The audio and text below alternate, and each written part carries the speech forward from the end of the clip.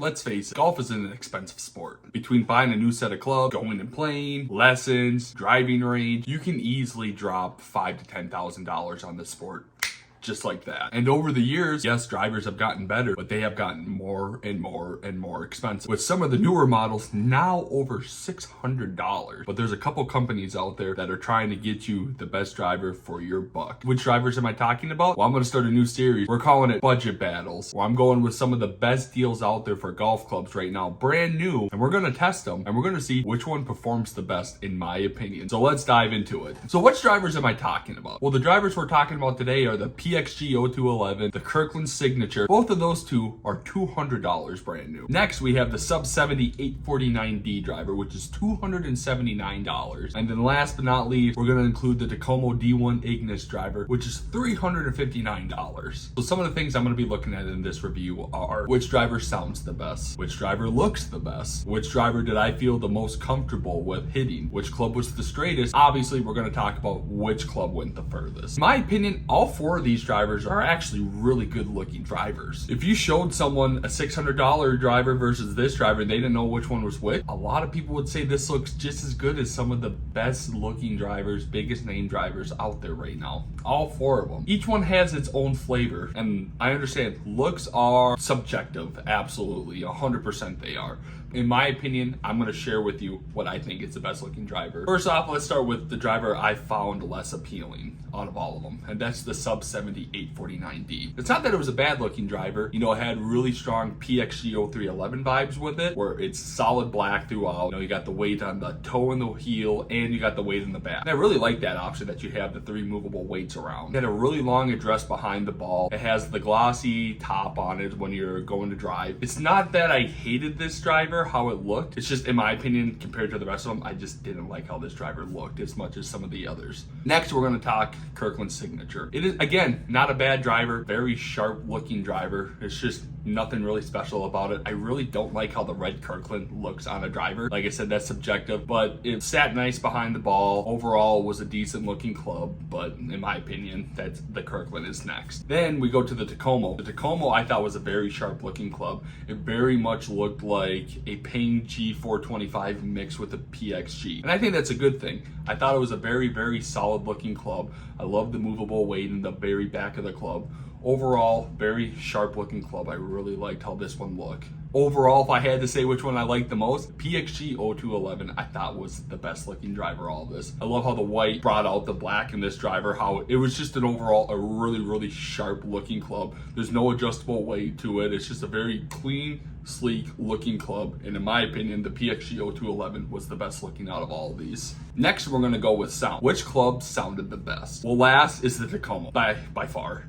If you've played the Ping G425 before and you've heard that really loud ping, that's what the Takomo sounds like. It's not that it affected the performance of the driver, it's just it was really loud, really pingy. It was definitely not my favorite sound for any driver out there. Next, we're going to go with Kirkland. The Kirkland sounded a lot like Mizuno. Surprise, surprise, it might be a Mizuno clone, we don't know. But yeah, it sounded like a Mizuno. It was fine. It's not that I hated it, it was just, yeah, it was an okay sounding driver. Next for me is the sub 70. The sub 70 sounded almost identical to a lot of the older model Callaways out there. It sounded a lot like the Maverick, the Epic, and all those drivers. It had a very similar sound to that driver, which I like the sound. Obviously, these are subjective, but I thought it was a very good sounding driver. Best sounding driver, in my opinion, the PXG 0211. It was just a strong thud when you hit it.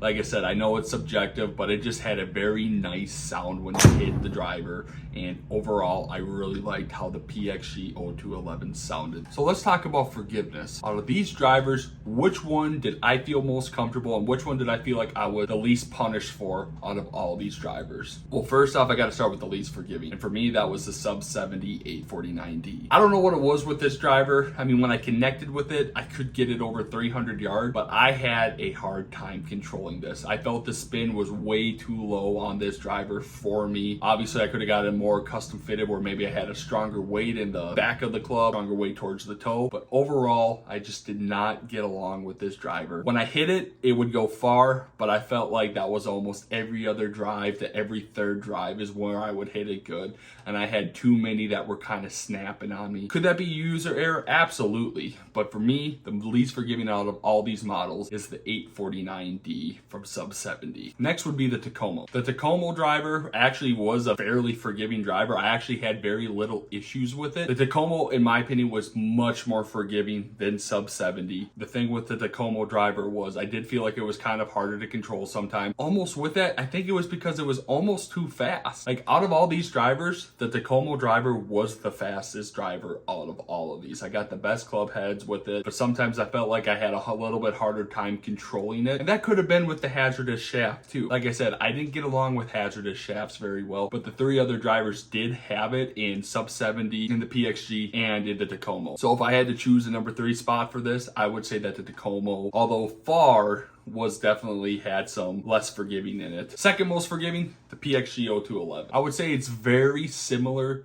to the Takomo, but the PXG felt a little bit slower than the Takomo driver, and I felt like for me personally, I just had an easier time controlling the PXG than the Takomo. The Takomo definitely has the adjustable weights to it, where the PXG does not. I will give Takomo that. But overall, from a driver standpoint, I just felt like I had an easier time controlling PXG, and I felt like I was going to get that out into the fairway a little bit more than the Takomo. But the most forgiving driver out of all of these, in my opinion, the Kirkland signature driver. I was using a regular flex shaft with this, which is definitely not for my swing speed.